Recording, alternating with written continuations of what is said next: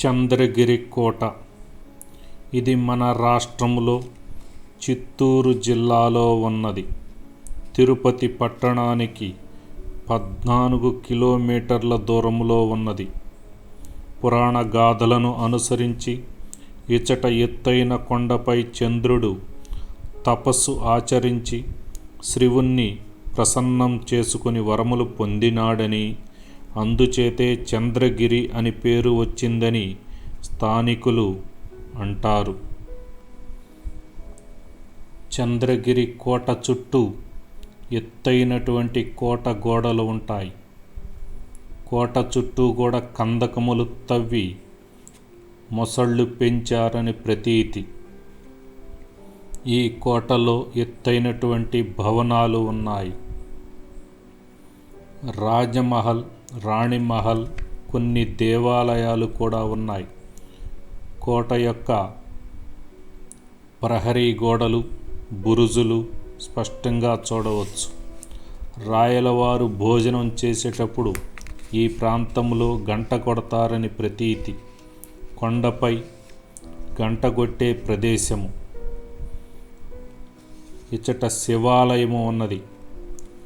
ఇది శివాలయముగా చెప్తూ ఉంటారు. కోట లోపల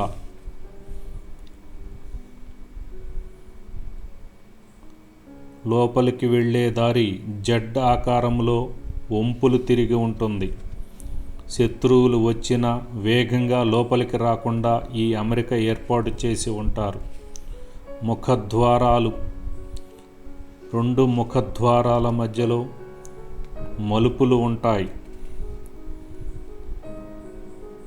స్తంభాలపై శిల్ప సంపద బాగా ఉంటుంది.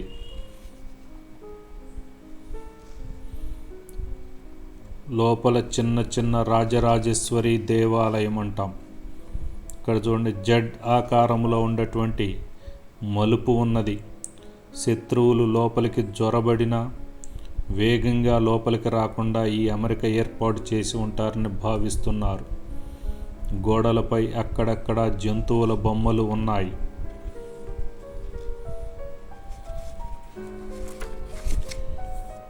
చంద్రగిరి కోటని క్రీస్తు శకం 1000వ సంవత్సరంలో ఎమ్మడి యాదవ నరసింహరాయలు కట్టించాడు. తరువాత సాళువ వంశానికి చెందినటువంటి రాజుల నరసింహరాయలు పరిపాలించాడు.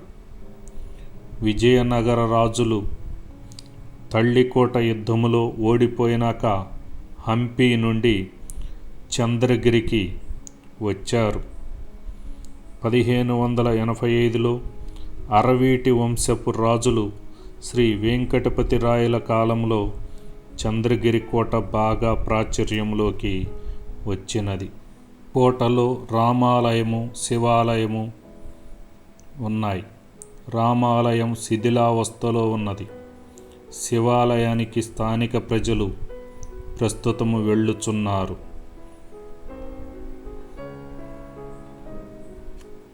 ఇక్కడ చూపిస్తున్నటువంటి రాజమహల్ 3 అంతస్తులు కలిగి ఉన్నది. పైన 3 గోపురాలు ఉంటాయి. మధ్య గోపురం పెద్దదిగాను, ఇరుపక్కల గోపురాలు చిన్నవిగా ఉంటాయి. ప్రభుత్వాలు ప్రస్తుతం వీటిని పునరుద్ధరించి రాత్రిపూట విద్యుత్ కాంతులతో అలంకరించారు. ఉత్సవాలు జరుపుతూ ఉన్నారు. రాజమహల్లో 3 గోపురాలు ద్రవిడ రీతిని అనుసరించి నిర్మించారు. స్టక్కో అలంకరణ అంటారు. వృత్తాకారంలో ఉన్నవి. కోట ప్రక్కనే బావి కూడా ఉన్నది. ప్రస్తుతము రాజమహల్లో మ్యూజియంని ఏర్పాటు చేశారు.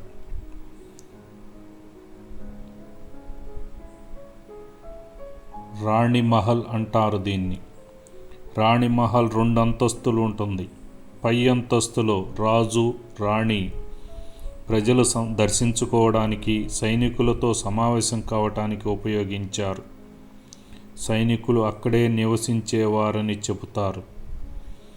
ప్రాకార గోడలోనేవి బలిష్టంగా కట్టడం జరిగినది.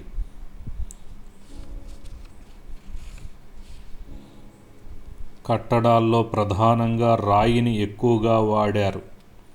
రాళ్లను ఆధారంగా చేసుకొని రాజమహల్ 4 వైపులా కిటికీలు, మెట్ల వరుసలు, ఆర్చీలు నిర్మించారు. రాజ్మహల్, కింగ్స్ ప్యాలెస్ అని పిలుస్తారు. ఆ కాలంలో శిక్షలు చాలా కఠినంగా ఉండేవి. నేరము చేసిన వారిని ఉరితీసేవారు.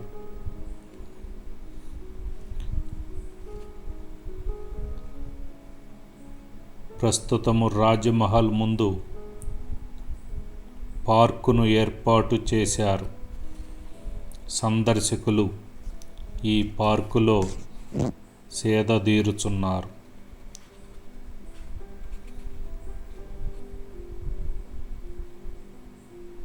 గిరికోటలో రాజమహల్ మొదటి అంతస్తులో మ్యూజియం ఏర్పాటు చేశారు.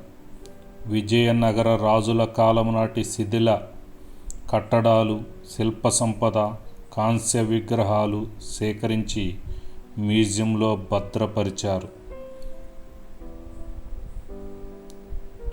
రాజమహల్ పడమర వైపు ఉన్నటువంటి దృశ్యము రాణిమహల్. ప్రస్తుతము ఇది శిథిలావస్థలో ఉన్నది. విద్యార్థులు మీరు కూడా మీ జిల్లాలలో ఉన్నటువంటి కోటలను సందర్శించి ఒక నివేదిక రాసుకోండి. మరిన్ని వీడియోల కోసం సోమేపల్లి శ్రీనివాస్ ఛానల్ చూడండి ఉచితంగా.